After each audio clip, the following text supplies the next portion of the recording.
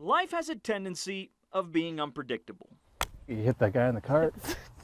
For example, at Lake Windcrest Golf Club in Magnolia, a father and his daughter play a sport Hack golfers feel good about watching me.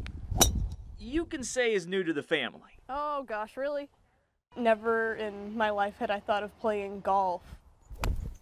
That's because for years, Maggie Howard participated in pretty much everything else, but volleyball was her favorite. I just found it during 6th grade and I loved it. And things couldn't have been going better. That is until the second to last game of her 8th grade season. Do you remember that day? Yeah, definitely, quite clearly. As she dove for the ball, one of her teammates stepped on the back of her knee. It was 2 to 3 days afterwards when I started to not be able to walk on it. The doctor's visit that followed revealed something no one expected. Instead of just having water on the knee, you know, an angry patella tendon is what we were told it was, she had bone cancer.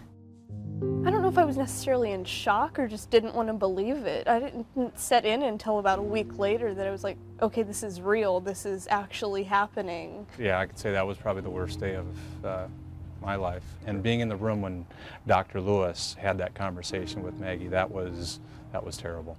The doctor Maggie's father is referring to is Valerie Lewis, an orthopedic oncologist at MD Anderson.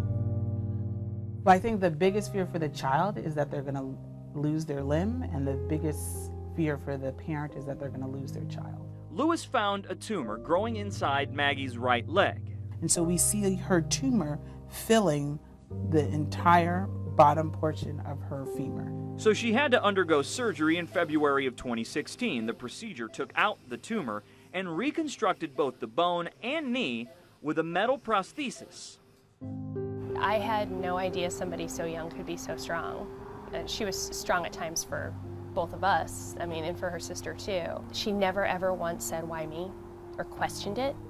She was just ready to fight it and get through it. And to go along with the rehab necessary to simply walk, Maggie went through 32 weeks of chemotherapy. What kept you strong during that time?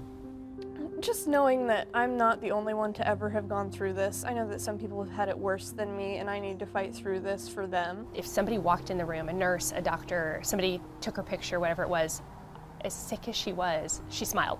Well, she finally rang the cancer-free bell 10 months after her initial diagnosis. And for Maggie, the next logical step was to return to her active lifestyle. This time around, though, it would be different. One of the hard things for kids who get limb salvage is that we don't want them to do high-impact activities. So they can swim, they can play golf, and they can bike. And it was that second option, which sounded most appealing. Awesome. So how's your golf game? It's not incredible, I will say that, but I'm getting started with it, and what can you say? I mean, every golfer started somewhere. True, but not many have traveled the path she has. And Maggie has the scar to prove it. There are people that I see that are like, I want to get rid of my scar. I'm like, no, it's a battle scar. You get to keep it, and it reminds people every day that you went through this, I beat this. She earned it, and she's proud of it, and she's proud of how far she's come and where she's going. To where, who knows? The way she's dealt with uncertainty so far, That'll go in. the future's likely pretty bright. Cancer didn't stop her.